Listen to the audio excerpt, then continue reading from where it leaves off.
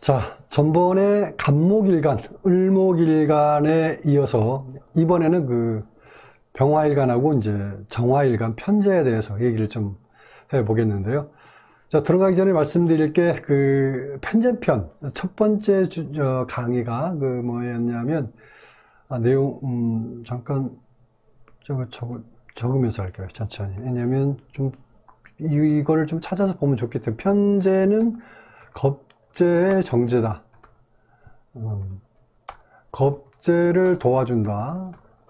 이런 편제가 큰 부자가 되는 과정, 이 주제를 가지고 얘기를 좀 했었죠. 그래서 안 보신 분은 좀 검색해서 좀 보시라고 일부러 이 내용을 좀 메모를 했고요. 그래서 이걸 보면 좀 도움이, 좀 오늘 내용을 볼 때 좀 도움이 될 거라고 봅니다. 이게 이제 편제편 첫 번째 강의 내용이니까 첫 번째부터 좀 보시면 좋고요. 그 두 번째가 이제 간목일간을 했고, 오늘이 이제 병화일간, 정화일간을 하고 있는데, 자, 오늘은 세 번째가 된죠. 제가 세 번째로 주제가 이제 오늘 주제가 뭐냐면 여기 내용 메모해 놨죠. 병화일간, 정화일간은 왜 타고난 편제 사업가일까? 큰 부자가 되는 이유. 요거죠. 어떤 이유 때문에 편제 사업으로 성공하는지 또 원리적인 분석을 통해서 자세하게 좀 얘기를 해 보도록 하겠습니다.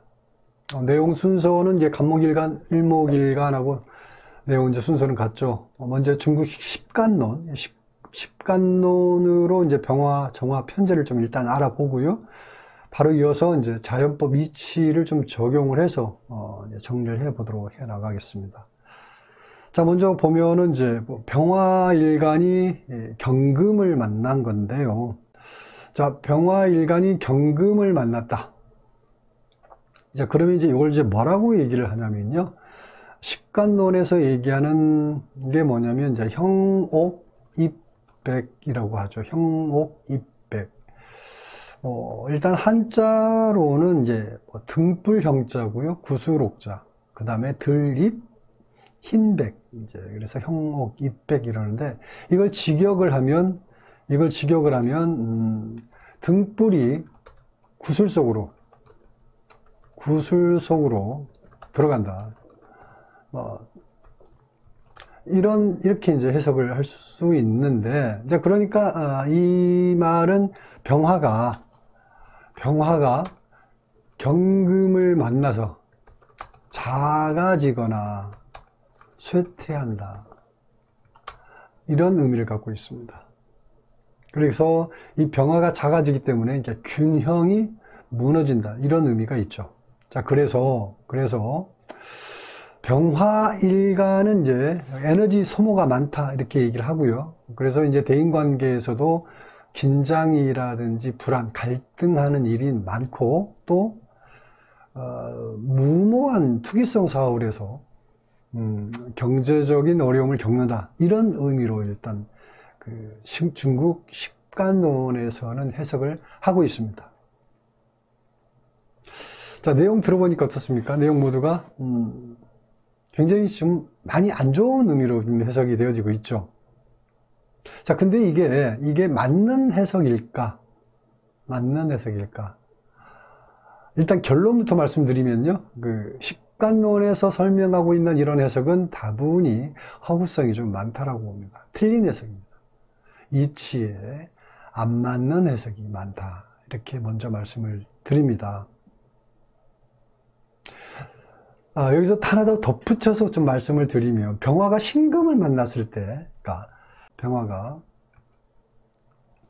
신금을 만났을 때는 뭐라고 얘기하냐면요. 일월상회라고 그래가지고, 이걸 직역하면, 이걸 좀 언급하고 갈 필요가 있어요. 왜냐하면, 이 내용들이 좀, 아까 말씀드렸듯이 중국 십간론에서 나오는 얘기가 좀 허구성이 많기 때문에 이 병화 나온 김에 경금, 신금 다 얘기하고 넘어갑니다. 그래서 일월상회가 무슨 의미냐면 그 보석을 비추는 햇빛이라고 이제 얘기를 하는데, 자, 이 말은 어떤 의미로 해석이 되냐면 실력 이상으로 인정을 받는다. 이렇게 해석이 돼요. 그래서 실속을 챙기는 이익을 본다. 이렇게 이제 해석을 하는데, 이제 이거는 이제 굉장히 긍정적으로 좋게 해석을 했죠. 사실 근데 이것도 사실 말이 안 되는 해석이죠. 그러니까 이게 이제 중국 식관론의 이제 문제점이라 얘기할 수 있는데, 병화가 신금을 만났을 때에 대해서는 일단 이제 신금 만날 때 일단 병화가 신금 만날 때 정제에 대한 얘기를 할 때 좀 자세한 얘기를 하겠지만, 신금 씨앗은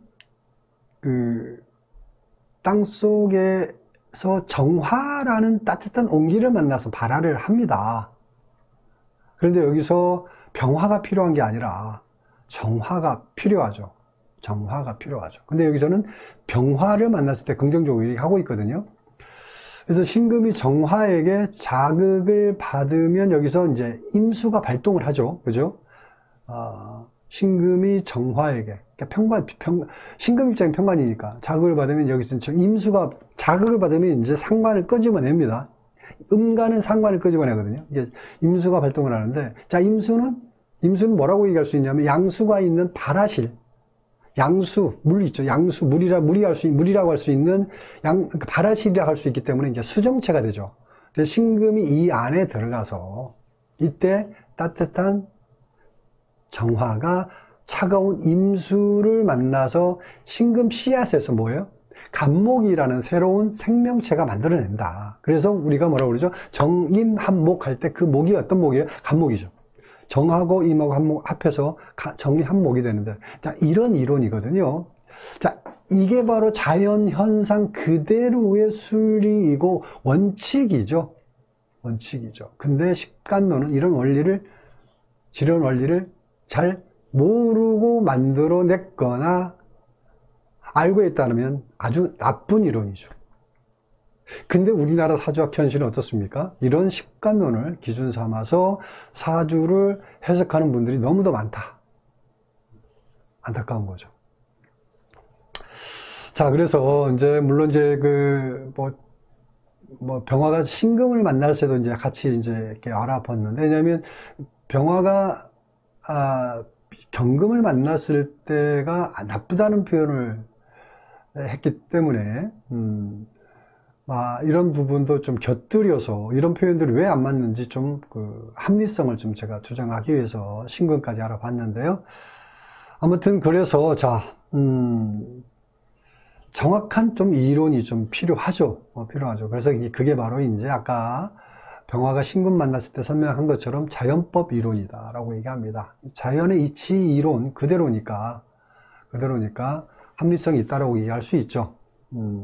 자, 병화가 어떤 거냐면 잠깐 또 이런 합리성, 자연의 이치에 대한 이치 관점에서 잠깐 병화에 대한 설명을 해보면, 자, 병화는 기르고 키우는 영역에서 주도적인 역할을 하는, 뭐라고요? 기르고 키우는 역할에서 가장 주도적인 역할이 뭐예요? 태양이죠. 이게 태양 병화라고 얘기할 수 있고요. 이건 식관론에서 얘기하는 것과 일단 같다라고 볼 수 있고. 근데 이제 여기서 이제 병화가 경금을 만났을 때 뭐라고 그러냐면, 안 좋은 표현으로 얘기를 했잖아요. 그러면 일단 이 자체, 경금이 문제가 되는데, 이 식관론에서 뭐라고 표현했냐면, 구술로 표현했죠. 여기서 말한 형옥입백 그랬으니까,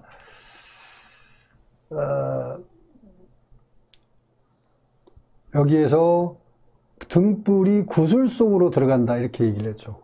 구슬 속으로 들어간다. 구슬인데 구슬이라고 그랬나요? 일단 구술입니다. 제가 구술로 표현했네요. 그래서 구술로 표현했죠. 자, 이거는 자, 경우에 따라서 경금물상을 구술로 볼 수도 있죠. 근데 병화 태양과 비교할 때는 같은 자연이라는 관점에서 상대적인 비교를 해야 옳죠. 그러니까 병화를 자연의 기운 태양이라고 말해놓고 경금은 계절과 하등의 관계가 없는 구슬이라는 물질로 얘기하는 거죠. 구슬은 자연의 이치와는 관련이 없죠. 그죠? 구슬은 모름지기 자연의 물질을 뭐라고 그래요? 인공적으로 이제 가공한 거죠. 인공적인 것이기 때문에 상대적인 비유가 잘못됐다 이 말씀을 드립니다. 그래서 이런 오류가 생길 수밖에 없다. 그러니까 경금이 자연의 계절과 관련된 물상을 얘기한다면 어떤 거겠습니까? 열매라든지 과일로 표현하는 게 가장 적합하겠죠. 그래서 병화 햇빛이 경금 열매를 본 거니까 자신이 기르고 키우던 꽃이 결국 열매가 돼서 결실했다라고 보는 거죠. 봄과 여름에 고생한 보람을 제대로 찾은 거다. 이런 해석이 이치에 맞는 해석이죠. 자, 그래서 이제 편제는 뭡니까? 편제는 넓은 시장이면서 또 뭐예요? 삶의 터전이라고 볼 수 있는데, 병화일간에게 경금이 편제니까. 실속과 왈맹이 가득 찬 열매 같은 시장이 편제라는 거죠. 병화일간에게 있어서 경금 편제가 실속 가득 찬 열매 같은 시장. 자, 이런 편제를 이용하는 것은 어떻게 해요? 빠르게 성공할 수 있는 조건을 갖췄다. 이렇게 얘기할 수 있습니다. 자, 그러니까 병화일간이 경금 편제를 쓰는 사업을 시작하면 어떻게 표현할 수 있냐면 가는 날이 장날이다. 이렇게 얘기할 수 있겠죠. 예를 들어서 자신이 취급하는 물건이 갑자기 뜬다고 그러나요? 떠서 인기 상품이 된다든지 뭐 이런 일들이 생기는 거죠. 또 뭐 남이 또 망해서 나간 자리에서 가게 자리에서 뭐 개업을 했는데 또 그곳이 또 뭐가 돼요? 맛집이 되는 경우죠. 이런 일들이 벌어진다는 거죠. 그래서 장사나 사업부터 팔자에 있어야 큰 돈을 번다. 팔자에 있어야. 아무리 열심히 해도 팔자에 없는 글자를 만들어 쓸 수는 없기 때문에 정확한 팔자 분석이 너무도 중요하다라는 겁니다. 그리고 이렇게 좋은 글자를 이렇게 안 좋은 글자로 판단해서 잘못된 해석 때문에 인생을 망치는 일은 없어야 되겠죠. 자, 그래서 병화일간 사주에 경금이 있거나 천간에 대운에서 경금 운이 오면 장사나 사업운이 열리게 된다. 이렇게 볼 수 있죠. 물론 모든 병화일간에게 적용된다고는 볼 수는 없죠. 예를 들어서 지금 현재 뭐 장사나 사업을 하고 있는 사람이면 이런 기회가 한 번쯤 꼭 온다고 봅니다. 자, 여기까지 병화일간 편제 사업에 대해서 알아봤고요. 자, 이어서 정화일간 편제 사업에 대해서도 한번 더 알아보도록 하겠습니다. 자, 이번에는 정화일간이 신금을 만났을 때죠. 신금을 만났을 때. 이제 미리서 메모를 해놨는데, 자, 정화일간이 신금을 만났다. 그러면 뭐라고 얘기를 하면 소회주옥 이렇게 얘기를 합니다. 소회주옥. 소회주옥 소자가 불사를 소자고요. 불사를 소에다 헐게한다 할 때 헐회. 그 다음에 구술주. 그 다음에 구술옥이죠.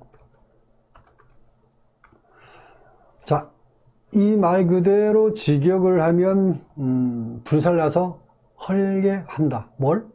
보석을. 이거죠. 그래서 보석을 불살라서 헐게 한다. 이런 의미로 해석이 되고요. 이걸 의역해 보면 구슬을 불태워서 녹였다. 이 말이니까 주변에서 자신을 알아주지 않는다. 그러니까 뭐 귀한 구슬인데 불사는 거니까 알아주지 못한다, 이런 의미로 해석을 하고요. 그리고 어리석다는 거고요. 무기력한 상태를 얘기합니다. 무기력한 상태. 결과적으로 아주 안 좋은 조합으로 얘기를 하고 있죠. 아주 안 좋은 조합으로 얘기하고 있습니다. 일단 이렇게 해석하는 것은 결론부터 말하면 틀린 얘기입니다. 틀린 얘기입니다. 왜 틀린 얘기인지 얘기를 하나씩 좀 풀어가 보도록 하겠습니다. 자, 보면 여기서 뭐라고 얘기했냐면 이 정화를 뭘로 봤습니까? 여기서 정화를 이제 불로 봤죠. 정화를 이제 불로 봤고요.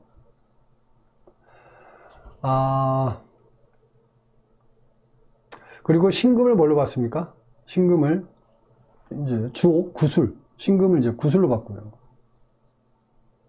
주옥이라고 그랬죠. 자, 정화를 불로 본 거는 일단 맞는 얘기라고 일단 할 수 있어요. 그렇죠? 불로 본 걸 일단 맞는 얘기라고 할 수는 있습니다. 정화의 쓰임새는 원래 가을과 겨울에 실질적인 능력을 일단 발휘하죠. 추운 겨울에 난로 같은 존재죠. 그리고 또 깜깜한 밤에 촛불 같은 거니까 정화는 그 자신을 희생해서 세상을 따뜻하게 하고 밝게 빛나게 하는 중요한 역할을 하죠. 그게 이제 정화의 의미인데, 자, 그런데 여기서는 정화를 어떻게 얘기했습니까? 쓸데없이 모닥불을 피워서 구슬을 녹이는 존재로 일단 해석을 했죠.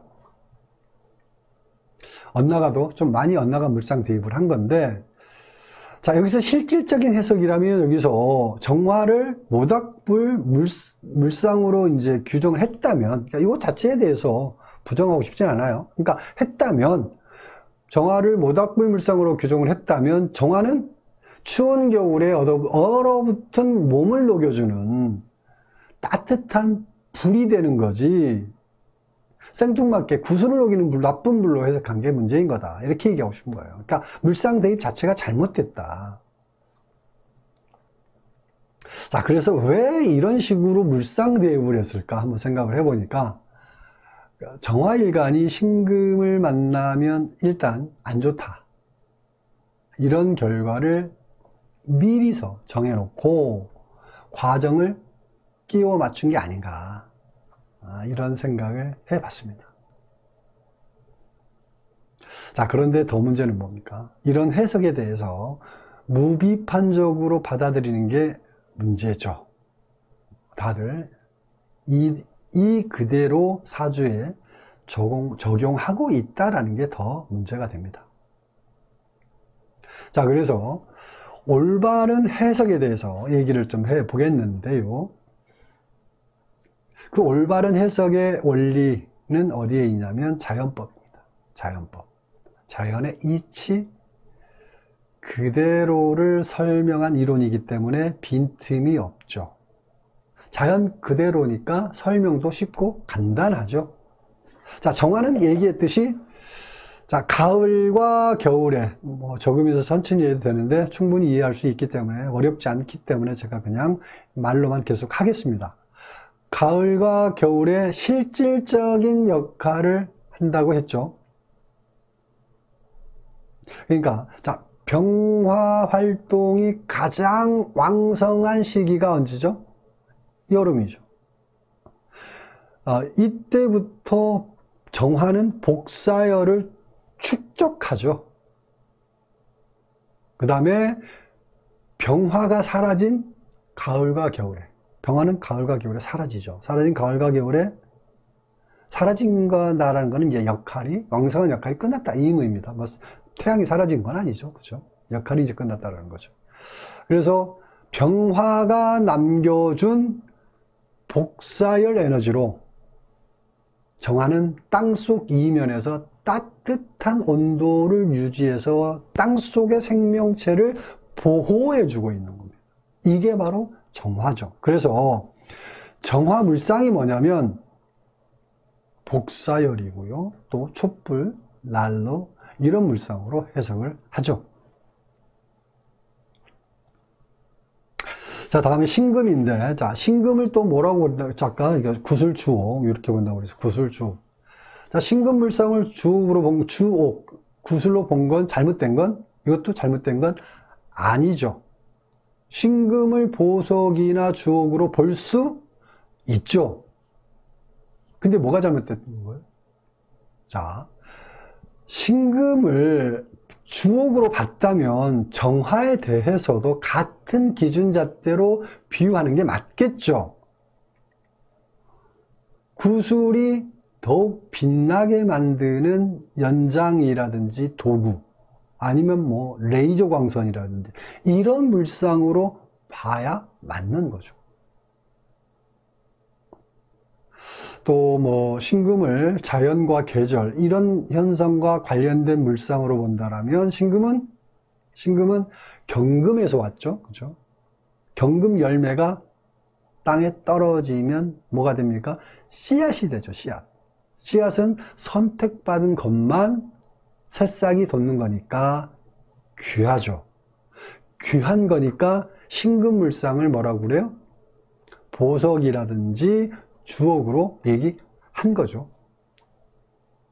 자, 그래서 정리하면, 자, 정화일간이 신금을 만나면 결과적으로 좋다 이거죠. 그리고 십성으로는 편재니까 신금 편재를 만나는 것은 귀한 보석 같은 편재 사업이라든지 시장, 재물을 만났다 이렇게 얘기할 수 있죠. 대단히 좋은 거죠. 자, 편재 사업이라 한다면 그러니까 이제 신금 편재 사업이죠. 정화일간이니까. 정화일간 입장에서 신금 편재 사업이라 한다면 현재 유행되고 있는 상품을 취급한다든지 또 고부가 가치의 장사나 사업이야 얘기할 수 있죠. 그게 뭐 브랜드라든지 명품 이런 건데 뭐 이런 거는 큰 돈이 들어가야 하는 사업이니까 뭐 어려울 수 있지만 뭐 작은 돈으로 할 수 있는 거라면 뭐 음식 같은 거죠. 요즘 그 유행하는 밀키트 포장돼서 나오는 그런 음식, 밀키트라든지 건강식품 이런 건데, 자, 이런 거는 어떻게 해요? 인터넷 거래로 다량으로 판매할 수 있으니까 정화일간 입장에서는 좋은 사업 아이템이 되겠죠. 자, 이렇게 신금 편재를 잘 응용해서 장사나 사업을 한다면 큰 돈을 버는 사업가가 될 수 있다. 이게 정화일간의 특권이다 라고 얘기할 수 있습니다. 자, 전번에 편재편 첫 번째 내용이 뭐였냐면 편재 원리 강의에서 그 편재는 겁재하고 상관 기질이 들어있다고 했죠. 겁재하고 상관 기질이 편재에 들어있다고 그랬죠. 그래서 편재 사업은 급속도로 빠르게 성장하고 또 그래서 큰 돈을 벌 수도 있기는 하지만 부작용도 그만큼 따른다라고 반드시 알 필요가 있습니다. 그래서 정화일간이 신금 편재 사업을 한다면 호사 다마, 좋은 일에 마가 낀다.